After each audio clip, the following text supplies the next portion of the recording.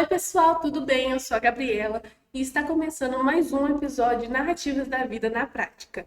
Hoje temos um convidado super especial, um comunicador de trajetória incrível que já passou por muitos caminhos até chegar onde está hoje, na TV. E bom, para introduzir essa história, roda o nosso VT aí, simples, mas muito especial.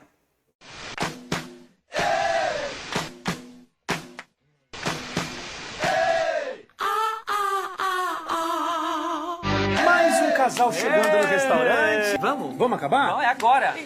Quem deixou o celular ligado? Chefito? Nas ruas para descobrir o que as pessoas fariam com R$ 1 milhão. Chefe, misto quente com batatinha, pode ser? Misto quente? Mas eu só sei fazer signature sirloin with garlic bread and cheese and smashing potatoes. Misto quente? Vou tentar. Agente secreta? Mas tinha que ser desse jeito. Missão dada é missão cumprida. Só um minuto. Agora dá licença que eu vou curtir esse filmão numa sessão de cinema só pra mim. Humberto Ascencio, conhecido como o Cara da TV, começou sua trajetória em 1992 no rádio e poucos anos depois conquistou o espaço também na televisão. Ao longo da carreira, passou por grandes veículos de comunicação como a CBN, TV Gazeta, TV Cultura, TV Bandeirantes, Record TV e o SBT, que atua atualmente. Versátil e criativo, já atuou como repórter, apresentador, roteirista, editor e criador de conteúdos de sucesso, incluindo quadros ao lado de Rodrigo Faro. Com muito carisma e energia, se tornou uma figura marcante na comunicação brasileira. E hoje é com muita alegria que recebemos ele aqui na Produtora Monteiro.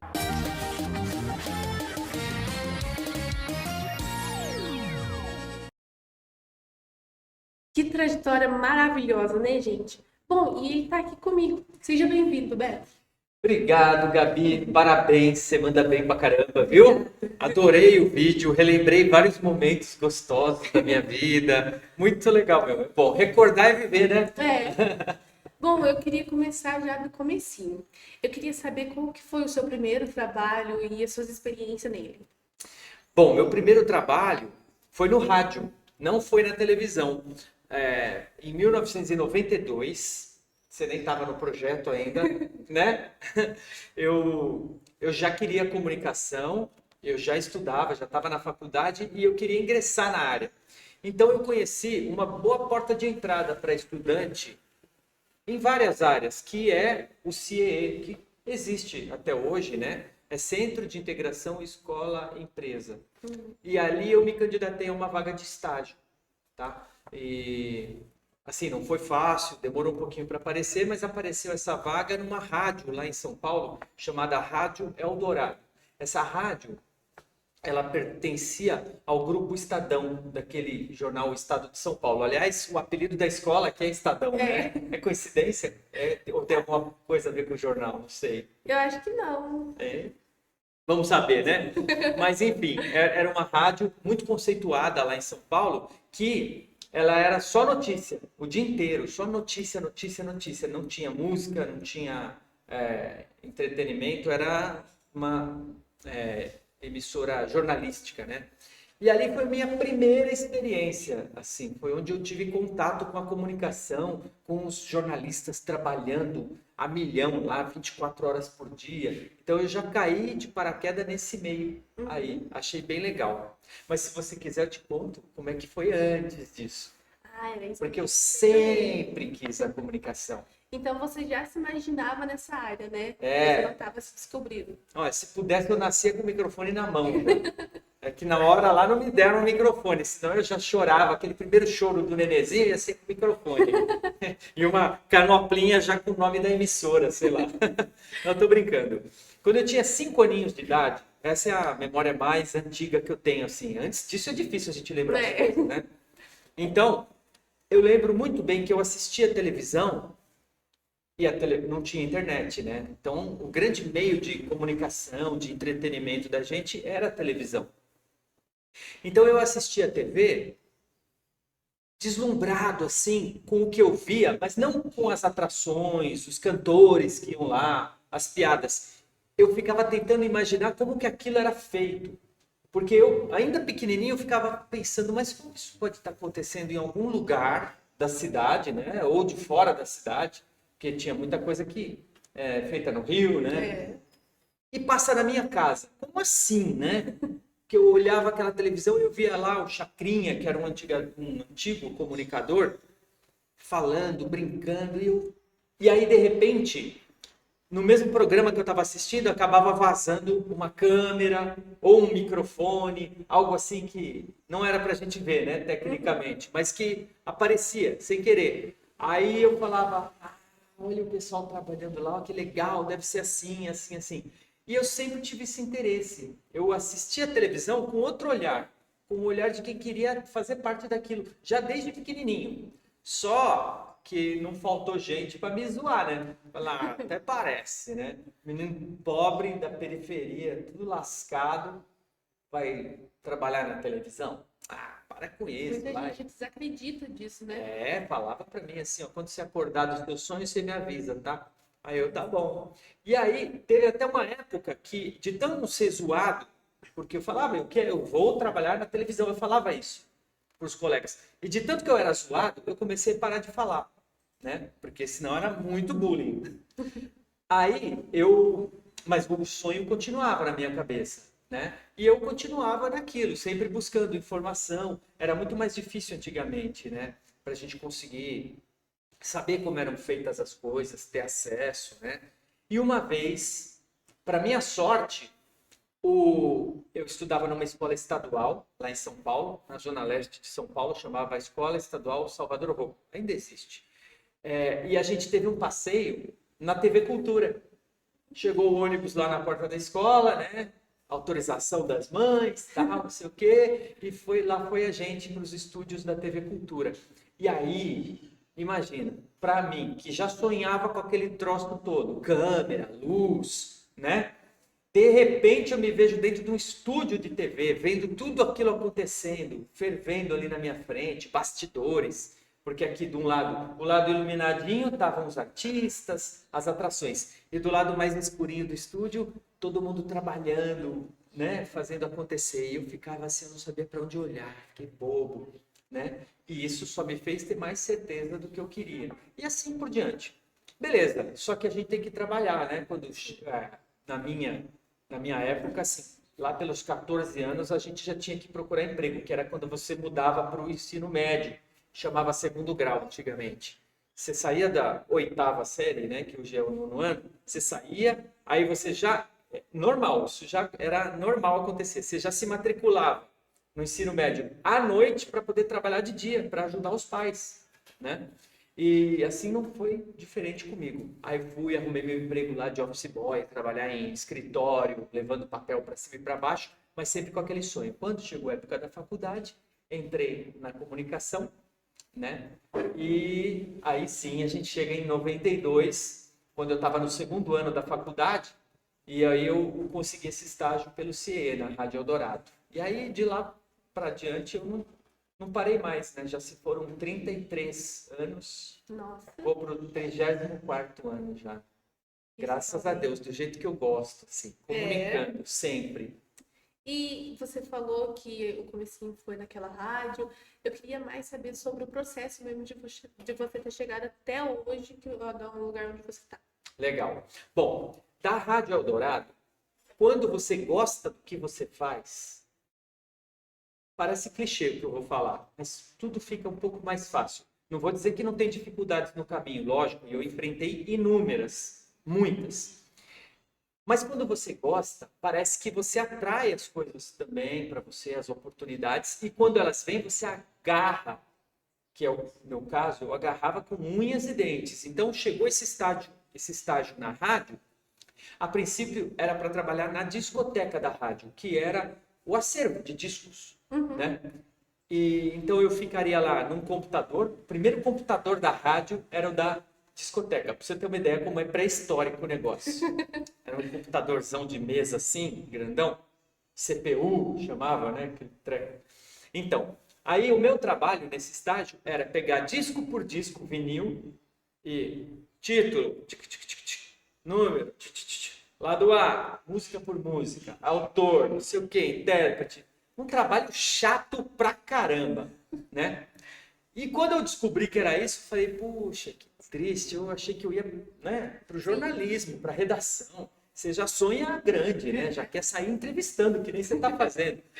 Mas aí eu me vi numa salinha trancado com um monte de disco. Eu adoro música, mas não é para tanto também, né? Para decorar o que tem em cada disco de milhares, né? Não era o caso. Aí eu fui falar com o meu chefe lá, no segundo dia de estágio. Eu falei, ó, é o Marino Maradei. Esse cara foi muito legal comigo. Eu falei, olha, Marino, desculpa, mas é que eu sonho com jornalismo. Aí ele virou para mim, eu achei que ele ia me mandar embora. Tipo, você não quer, tem milhões que querem. Sabe o que ele virou e falou para mim? Por que você não falou antes? Aí ele me catou pela mão e me levou para a redação, me jogou lá, que antigamente era tudo bem assim, ó, agora se vira aí, é o que você quer? Então vai. E aí comecei a me virar e aprender como se fazia tudo aquilo lá. Redação, edição, locução e assim por diante, né? Tudo o que envolve o processo, né, da notícia, a apuração, que é muito importante, é quando você fica sabendo que alguma coisa aconteceu, mas é verdade, não é? Você tem que ir lá apurar, né? Então, cada etapa do processo da notícia eu aprendi nessa rádio. Depois dela, pra você ter uma ideia, eu era estagiário, meu contrato era de 1 ano de estágio. Só que eu era tão apaixonado por aquilo que eu acabei arrumando um emprego numa outra rádio. Caramba! Na CBN. A CBN existe até hoje, você sabe, ela é do Grupo Globo, né? Então essa chama Central Brasileira de Notícias, era uma rádio só de notícias também. Lá na CBN, eu entrei já como funcionário. Eu nem tinha terminado a faculdade. Então ficou uma situação muito engraçada, porque numa rádio eu era estagiário, na outra eu era funcionário já era efetivado. Então era muito engraçado. E eu não larguei o estágio da outra, porque eu estava aprendendo muito lá e eu precisava dos troquinhos que vinha desse estágio também. Então eu peguei um eu fazia de manhã, o outro eu fazia à tarde. Então eu saía do estágio de manhã e ia para o meu emprego numa outra rádio à tarde, onde eu fazia basicamente a mesma coisa e tal. Esse contrato de 1 ano de estágio acabou depois desse ano. E aí, como eu já estava na CBN, aí eu fiquei só na CBN mesmo, onde eu passei por 4 anos lá. Foram 4 anos de rádio, né, onde eu fiz de tudo, todos os processos, tive contato com jornalistas incríveis, tanto na Eldorado como na CBN, né? E aprendi demais. Aprendi, assim, nossa, muita coisa que eu uso até hoje.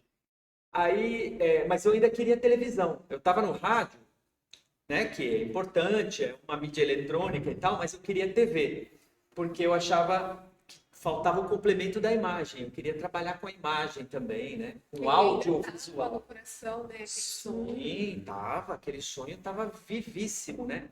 Mas era muito difícil entrar na televisão. Ainda é um pouco, porque o mercado é fechado, são poucas empresas, né? Sim. Então, demorou para eu conseguir uma chance na TV, né? E aí, em 95, quando eu estava... Desculpa, em 94, quando eu estava no último ano da faculdade, mesma coisa, vou repetir a frase, quando você é apaixonado, não tem jeito, né? A gente tinha lá o laboratório de TV, né? Mais ou menos uma coisa parecida com o que a gente está fazendo aqui. E lá eu era tipo você, assim, eu queria apresentar, eu queria meter as caras, não sabia se eu estava certo, errado, se estava errando, mas eu queria fazer. E os professores, começou a chamar a atenção dos professores. Aí veio um pouquinho de sorte também, né? O que acontece? Naquele ano, a faculdade onde eu estudava, ela colocou um programa na televisão. Ela comprou um espaço na TV Gazeta, lá de São Paulo, de 1 hora, e colocou o conteúdo dela lá. E quem que ela chamou para enfiar o conteúdo lá, junto com outros? Eu. Ai, Mas porque eu curtia, tava assim, eu transpirava, sabe, televisão. Lógico, e os colegas que foram com a gente também, lógico, tem muita gente apaixonada, né? Aí, por um ano a gente tocou esse programa chamado Geração Universitária. Era um programa feito por estudantes para estudantes. Então a gente circulava todo o universo universitário, esporte, ensino, pesquisa, mas na nossa linguagem jovem. Eu era cabeludo, tinha um cabelão até aqui assim. Eu era um repórter meio rock and roll. Caramba, não dá nem pra imaginar. É engraçado. Tem no YouTube, hein? Se quiser, depois dá uma olhadinha lá. Esse Geração Universitária, ele ficou esse tempo na TV e ele foi o embrião do canal universitário que existe até hoje. Depois desse programa, as universidades se organizaram, surgiu a TV a cabo, que veio com muitos canais à disposição, e aí destinou um dos canais à universidade, né? E até então existe o canal universitário, mas o que a gente lançou aquela vez em TV aberta, pela primeira vez, alunos fazendo um programa de TV na TV aberta, foi um marco, né? Foi a gente que fez. Imagino. Geração Universitária. Então, Legal. dá uma busca lá no YouTube que você acha. Pode deixar que a gente vai buscar assim. Aí, depois do Geração Universitária, o Geração Universitária acabou a verba, que era muito caro colocar um programa na televisão, né? Aí acabou o programa Geração Universitária e eu não larguei a rádio, porque eu sempre tive um plano B. É como eu falei, eu sou de origem humilde, né? Então não tinha, assim, papai para bancar, né? Patrocínio, né? Tinha que trabalhar. Então, mesmo com o Geração Universitária, eu continuei com o meu emprego na rádio, porque se um aqui não dá certo, eu tenho outro aqui. Eu sempre pensei assim, né? Aí, fiquei na rádio só até surgir uma outra oportunidade, que era um canal novo na grade, chamado Canal Rural. O Canal Rural estava surgindo, como eu não conhecia ninguém no meio da televisão, esse programa da Geração Universitária era independente, então eu não tinha como me aproximar da TV. Eu achei que um meio que eu poderia conseguir era entrar num canal novo, que estava começando.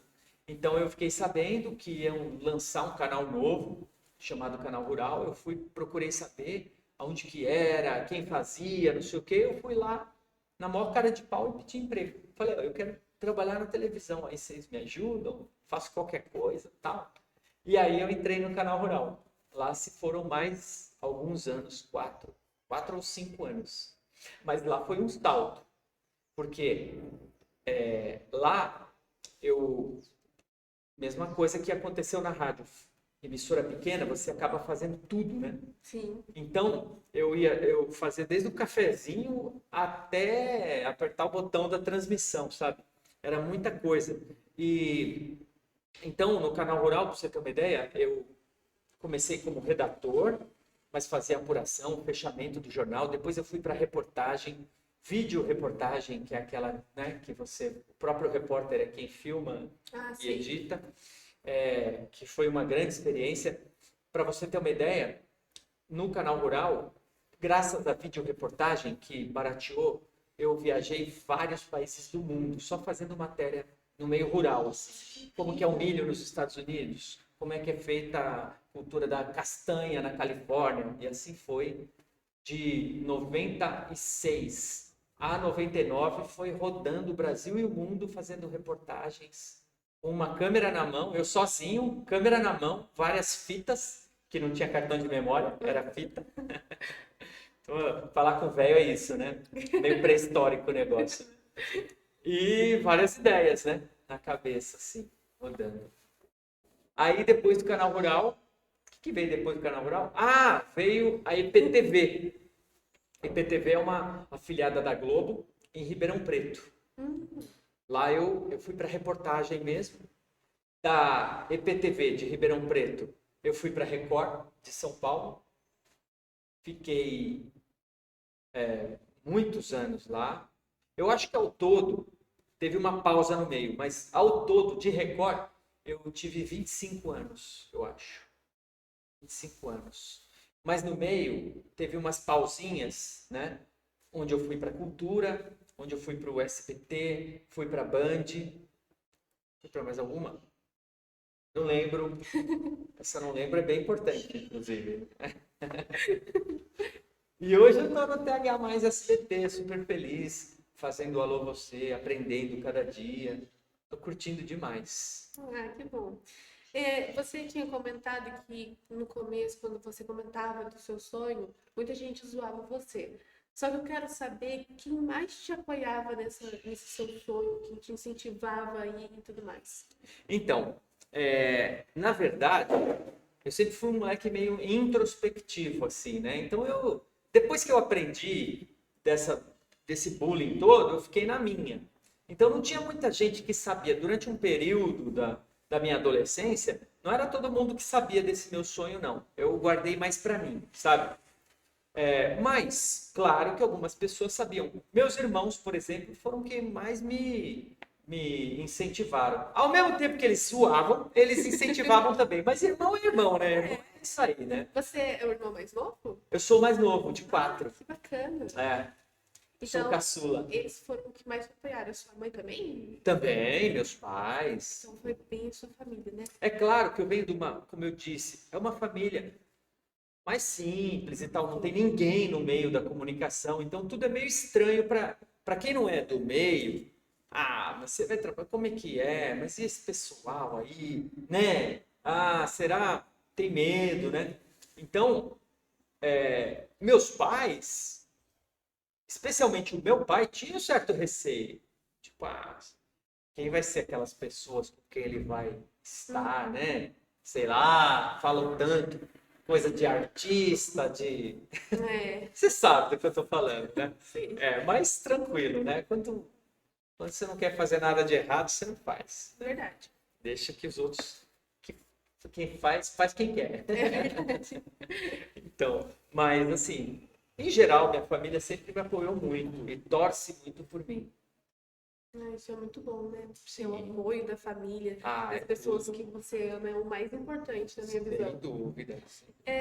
O trabalho, ele traz muitos aprendizados pra gente, certo? Ter muitas responsabilidades e ser pontual. Eu queria saber, no seu caso, qual que foi o mais forte que te... Calma, desculpa. Relaxa. Essa pergunta é muito grande. Isso às vezes acontece comigo, viu? Dá uns tilt na mente, mas daí a gente tem que ter uma saída, o plano B, assim. Inventa outra pergunta, inventa. Bom, eu queria saber que esses pontos fortes do trabalho que te ajudou a desenvolver para a vida adulta agora. Bom, eu acho que a responsabilidade, né, de você...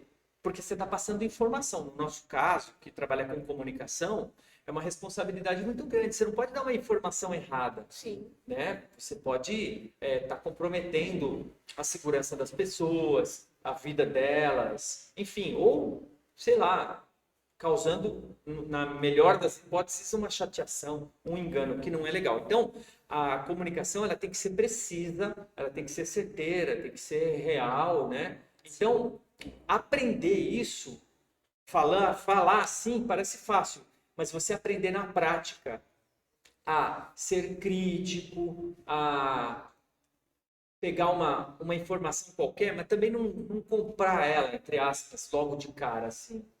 Tipo, será que isso é verdade mesmo? Deixa eu checar, entendeu? Antes de eu falar, né? Uhum.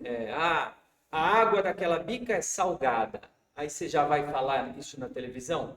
No mínimo, você tem que ir lá e provar, ver se a água é salgada mesmo, né? Ou, e mesmo assim, e mesmo que você prove, perguntar para outros. Você pode ter sentido ela salgada, mas e o outro também acha? E o outro, e o outro? É isso. Esse é o processo, né, de você dar uma notícia. É você receber uma informação e não é que é desacreditar dela, mas duvidar. Duvidar no bom sentido. É verdade mesmo?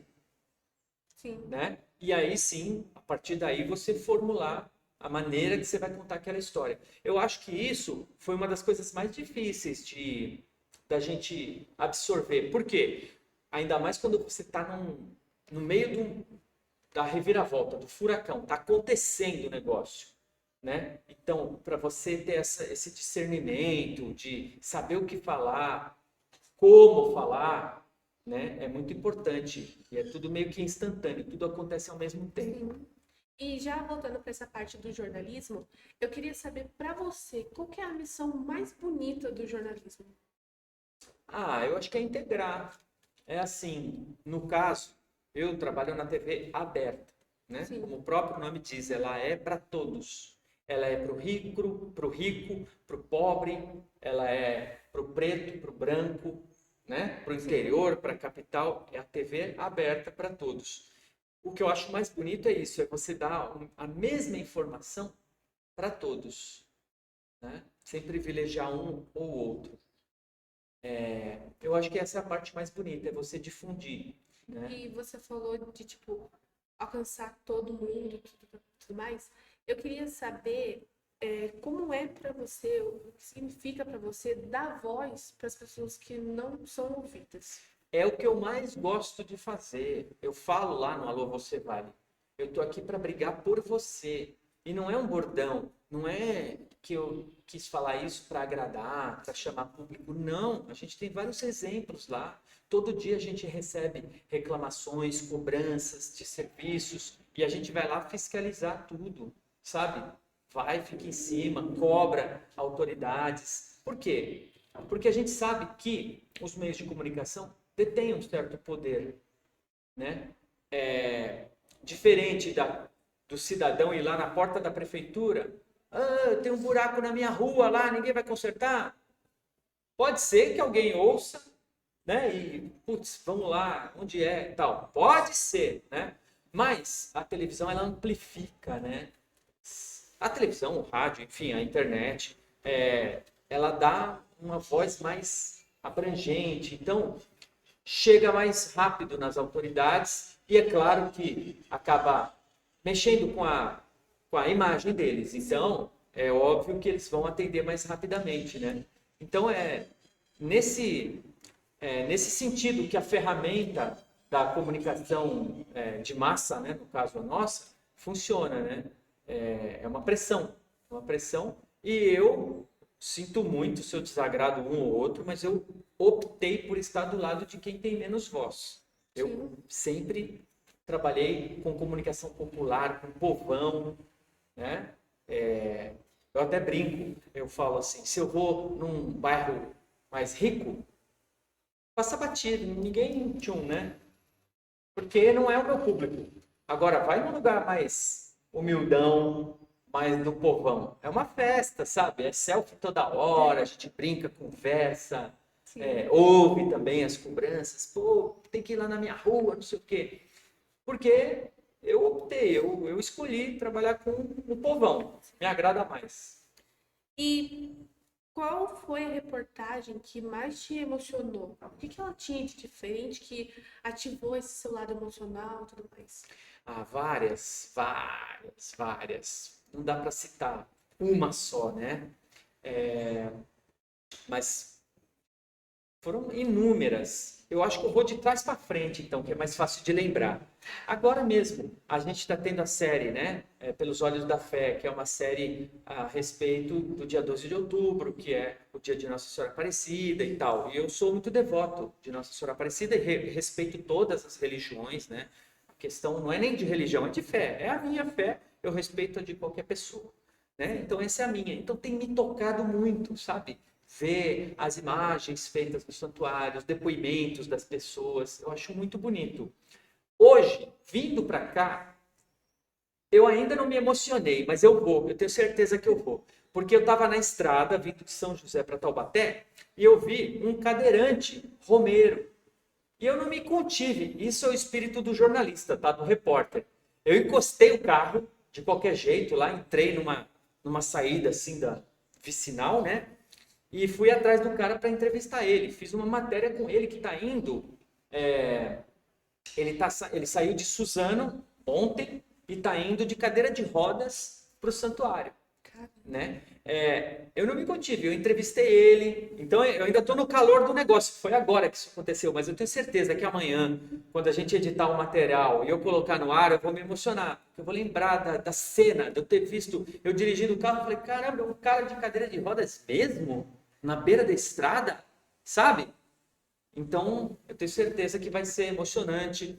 Mas teve outros exemplos também. Teve reencontros que a gente proporcionou na televisão. Teve uma pessoa que a gente fez uma cobertura gigantesca no tempo em que... vou falar de uma coisa chata, mas é necessária. O crack estava dominando São Paulo, ali a Cracolândia e tal. Aí a gente encontrou uma menina lá que me pediu ajuda. Na verdade, quem pediu ajuda para mim foi a filha dela. Na época tinha 15 anos. Falou, pelo amor de Deus, salva minha mãe. E a gente tinha um programa bem popular na época. E eu falei, beleza, vamos tentar. E aí a gente tentou tirar aquela mãe das drogas, tal. Quando estava no meio da recuperação, a gente descobriu, ninguém sabia, ela estava grávida. Porque a barriguinha dela começou a crescer. Mas ela já estava grávida nas drogas, sabe? E aí a gente intensificou os cuidados. E aí nasceu o Gabriel. O Gabriel está com os seus 25 anos hoje. Nasceu saudável. Ele é grato. Ele me escreve de vez em quando. Ele mora no Rio de Janeiro agora. Ele me escreve. Ô tio, e aí, beleza? Olha, só de lembrar, eu fico emocionado. Porque como é que eu ia conhecer essa mulher, a Lenir, se não fosse, né, o meu trabalho na televisão? Provavelmente não. Então, nossa, são muitas passagens assim emocionantes, sabe? Mas algumas são essas aí. São várias. E como que você equilibra a objetividade da notícia com a empatia pelo ser humano retratada nela? Então, tudo é equilíbrio, né? Você também não pode ser muito... como é que eu posso dizer? Opa, uma aguinha. Obrigado. É assim, a gente aprende, né, que não há nada mais importante do que a notícia, a informação no jornalismo, né? Mas é claro que às vezes diante de um personagem, sei lá, o que fica mais importante, aquela figura ou a notícia, né? Então realmente é um desafio tentar equilibrar as duas coisas. A gente tenta dar voz às duas faces da coisa, né? Do personagem e também da notícia. Agora, quando se trata, por exemplo, de você, quando você fala empatia, você está falando assim a maneira de falar, de comunicar e tal. Isso. A gente tem que tomar cuidado para não ser assim, grosseiro, né? Jocoso, né? Então, como eu optei por falar com o povão, com o popular, eu gosto de manter uma linguagem também bem acessível, bem popular. Aliás, bem natural, minha. Não é forçado. Mas tem o cuidado também de não dar informação errada ou de tornar aquilo, sei lá, da notícia virar meio que uma piada, uma chacota. Sim. É muito perigoso, né? Então a gente tem que estar todo o tempo atento. Quando a gente está no estúdio ou gravando na rua, assim, a anteninha fica muito atenta. Eu fico num grau de concentração assim, monstro, sabe? Mas eu não aprendi isso por acaso. Eu aprendi errando. Entendeu? Quando você relaxa, acha que está dominado, não, sei tudo, é aí que você erra. Entendeu? É verdade. Então hoje eu aprendi, depois de velho, que eu tenho que estar concentrado, senão eu erro. Sim. E eu queria saber agora, nos bastidores, como que Fofoca! o que acontece no bastidores que o público não vê? E ainda bate aquele frio na barriga quando você vai dar uma entrevista ou vai subir no palco e tudo mais? Bate, frio na barriga direto, sempre, todo dia. E isso faz parte, né? Sim. O dia que perder isso, perde o sentido, perde a graça. Então, eu fico nervoso, sim. Eu fico apreensivo, né? Mas é quase que um sinal de alerta, assim. Não é um nervoso de, tô paralisado, eu não vou conseguir fazer isso. Não. Eu sei que eu vou fazer, eu vou conseguir. Hoje, né? Antigamente eu tinha minhas inseguranças mais graves, assim, né? Mas hoje não, eu sei que vai sair, mas o friozinho na barriga Beto, não vai fazer besteira. É isso, entendeu?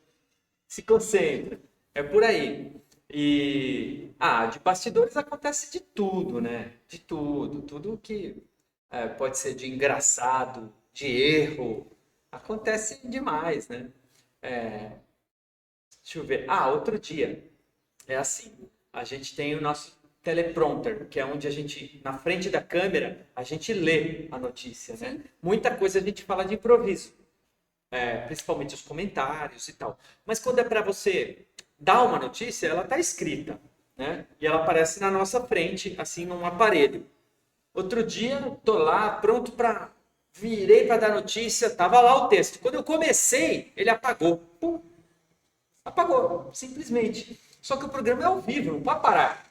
Não posso falar, olha, vou parar de falar aqui, tá? Você fique aí, espera até consertarem. Não, eu tive que improvisar. Foi engraçado isso. Mas saiu, foi legal. Eu gosto quando acontece esses imprevistos, porque testa a gente, né? Testa demais. Que mais? Tem vários, né? Outro dia eu fui fazer uma propaganda, mas isso era gravado, então acabou editando, né? Tinha uma pilha de produto aqui, né? Aí eu fui gesticular, um strike, assim, caiu tudo. Aí, uma vergonha. Já pensou se fosse ao vivo? Mas esse aí não, era gravado, então voltou tudo, colocamos tudo no lugar e gravamos, né? Mas tem vários. E teve os momentos também de frio na barriga, falou, ferrou, acabou pra mim. Por exemplo, uma vez eu estava pela TV Cultura, eu era vídeo repórter, e aí caiu um avião na Serra da Cantareira, lá em São Paulo. E eu cheguei antes que todo mundo. Eu falei, essa notícia antes que a Globo, antes que o SBT, antes que todo mundo, eu sou demais, tal. E eu comecei a subir a mata atrás dos bombeiros, que iam resgatar, ver se tinha sobreviver, o que era. Tinha acabado de cair o avião, um avião pequeno, né? E aí eu comecei a subir atrás deles. Começou uma chuva, assim, que eu nunca vi na minha vida, uns pingos desse tamanho, assim. E aí, quando eu cheguei no avião, caído lá, todo destroçado, a minha câmera parou. Não gravei nada. Nossa. Por quê? Porque eu saí correndo e a gente anda com capa de chuva, com todos os acessórios. Mas, na febre de pegar a notícia logo, eu fui sem capa, sem nada. Até coloquei debaixo da minha camiseta e tal, mas era torrencial. A chuva era tão grossa que molhou tudo, ensopou tudo. Eu sei que eu desci o morro, né, a montanha lá chorando, tudo raspado, tudo danado, sem nenhum material, bravo comigo mesmo, né? Então tem essas coisas também que acontecem, né? Sim. Mas eu vou contar, já que você quer uma coisa engraçada? Eu quero. Então tá, eu vou contar uma fofoca agora, eu só não posso falar o nome do cara. Não, daí tudo bem. Apresentador famoso, tá? A gente trabalha com um ponto eletrônico aqui na orelha, que é o diretor soprando pra gente as dicas do que ele quer. Vai pra esquerda, vai pra direita, fala isso, fala aquilo, né? E você tá aqui, porque é uma comunicação. Você tá falando aqui o que é da sua cabeça, mas às vezes ele te lembra de alguma coisa, te dá uma instrução. Beleza, aí tem um apresentador famosão aí, que ele entrou pro programa e a diretora falou, vai, arrebenta. Daí ele, boa noite, pessoal. Aí ela, mais alto. Aí ele, mais alto! Mas não era. É que ela queria que ele falasse mais alto, né? E aí virou piada nos bastidores, assim. Aí depois ele pegou como bordão, aí ele jogou pra plateia, mais alto, plateia, só pra disfarçar. Uhum. E é muito gratificante, Humberto, ter você aqui com a gente. Imagina, eu que agradeço. Foi uma experiência muito especial ouvir essa sua história, ouvir os pontos marcantes. E antes de terminar o programa, eu queria que você desse uma dica ou falasse um pouco com os jovens que vão estar assistindo esse vídeo.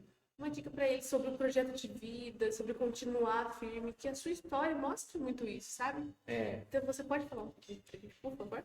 É verdade. Olha, eu agradeço muito o convite, adorei saber que tem uma produtora dentro de uma escola estadual. Sensacional isso. Eu espero, eu torço que essa ideia se replique por várias escolas, que todo mundo possa ter acesso, mesmo que não seja a área que a pessoa quer, que o estudante quer, pelo menos ele ter essa vivência. E com certeza, se for um também que quer isso, ele vai deslanchar, né? Como a gente vê vários exemplos aqui, né? Todo mundo que está aqui é apaixonadão, né? É. Então, a minha dica é acreditar, sabe? Por mais que, olha, era improvável que eu fosse um dia falar na televisão. Porque eu nasci na periferia, eu estudei em escola pública, meus materiais eram doados pelo Estado, meu uniforme era doado por outros colegas. Não quero ser coitadinho, não é vitimismo, não é isso, não. Mas é que fica difícil mesmo, sabe? Meu pai era policial militar, soldado, para sustentar 4 filhos. Dificuldade, sabe? A gente nunca passou fome, mas era... Então, era natural que o pessoal zoasse, falar, você quer trabalhar na televisão? Vai aprender a lavar o pé primeiro, né? Se enxerga. Porque realmente era natural achar isso, desacreditar. Mas eu não sei porquê. Eu fui teimoso e acreditei. E sempre fui apaixonado. Talvez, eu não sei se uma coisa veio antes que a outra. Se foi de ter acreditado que eu me apaixonei ou se eu era já apaixonado e por isso eu acreditei, sabe? Mas o fato é que eu nunca desisti desse sonho. Mesmo que eu tenha tido que trabalhar com outras coisas para ajudar no sustento de casa, assim como meus irmãos fizeram, mais velhos. Eu sempre tive aquele norte. É óbvio que se não desse certo, eu não ia ficar chorando. Eu ia procurar outro caminho. Aliás, eu cheguei a procurar. Foi assim. Eu esqueci de falar isso. Eu fiz o 2º grau, que é o ensino médio, eu fiz técnico em contabilidade. Por quê? Porque era meu plano B. Então, é assim, fica a dica, né? Você tem um sonho, seja no audiovisual ou qualquer outro, farmacêutico, engenheiro, piloto de avião, vai atrás, procure saber de que maneira você vai chegar lá. Qual é o seu caminho para isso? Não do colega, não do carinha, do riquinho que foi. Não, é o seu. Por onde você vai trilhar a sua caminhada, né? E é óbvio que você tem que ser racional e ter um plano de segurança, um plano B, algo que vá te ajudar a se sustentar. É natural. A gente precisa comer arroz com feijão, né? Eu diria que se você acredita, se você tem fé e gosta, né, é apaixonado, é mais provável que aconteça. É bem provável. Sim. Eu desejo boa sorte a todo mundo que tem um sonho.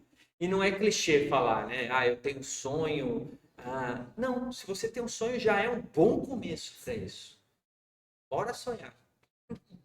Muito obrigada, André. Obrigado, Gabi. Parabéns. Foi incrível e gratificante conversar com você. Eu agradeço demais, agradeço a todo mundo que está aqui, adorei saber, de novo, que tem uma produtora na escola, demais, muito bom. Se tivesse isso no meu tempo. Bom, Obrigado. Pessoal, o episódio vai ficando por aqui, mas não esquece de acompanhar no canal da Produtora Monteiro todos os vídeos que estão saindo. Compartilha esse vídeo que se identifica com o Humberto e gosta muito da história dele. E é isso, pessoal. Um beijo. Tchau!